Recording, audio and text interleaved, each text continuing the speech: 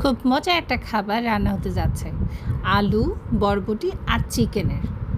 খুবই ইজি এবং খুবই সুস্বাদু এবং খুব টেন্ডার একটা সফট ক্রিস্পি চিকেন পেতে যাচ্ছে। প্রথমে আলুগুলোকে ভালো মতন স্লাইস করে কেটে কিছুক্ষণের জন্য সিদ্ধ করব। এরপর চিকেনগুলোকে ছোটো ছোটো করে আকারে কাটবো।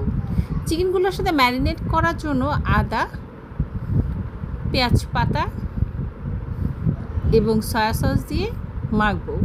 এরপর এর মধ্যে ডিম এবং কর্নফ্লাওয়ার অ্যাড করব।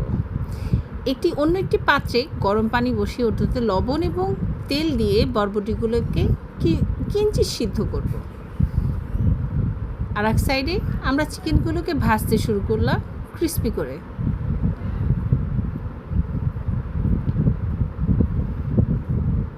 খুব সামান্য তেলে চিকেনগুলোকে ক্রিস্পি করে ভাজবো।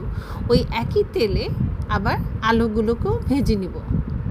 এবার চিকেন, পটেটো আর বিন সবগুলোকে একসাথে করে কিছুটা গোলমরিচ ছড়িয়ে এবং লবণ দিয়ে জিনিসটাকে একসাথে মেখে নিব। হয়ে গেল আমাদের খুব মজার একটা খাবার রান্না হতে যাচ্ছে। আলু, বরবটি আর চিকেনের। খুবই ইজি এবং খুবই সুস্বাদু এবং খুব টেন্ডার একটা সফট ক্রিস্পি চিকেন পেতে যাচ্ছে। প্রথমে আলুগুলোকে ভালো মতন স্লাইস করে কেটে কিছুক্ষণের জন্য সিদ্ধ করব। এরপর চিকেনগুলোকে ছোটো ছোটো করে আকারে কাটবো। চিকেনগুলোর সাথে ম্যারিনেট করার জন্য আদা, পেঁয়াজ পাতা এবং সয়া সস দিয়ে মাখবো।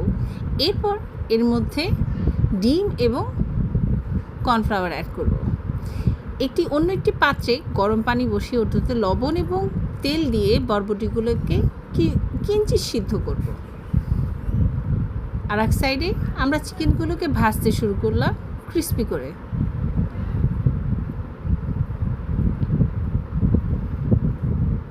খুব সামান্য তেলে চিকেনগুলোকে ক্রিস্পি করে ভাজবো।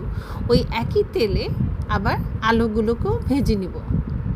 এবার চিকেন, পটেটো আর বিন সবগুলোকে একসাথে করে কিছুটা গোলমরিচ ছড়িয়ে এবং লবণ দিয়ে জিনিসটাকে একসাথে মেখে নিব। হয়ে গেল আমাদের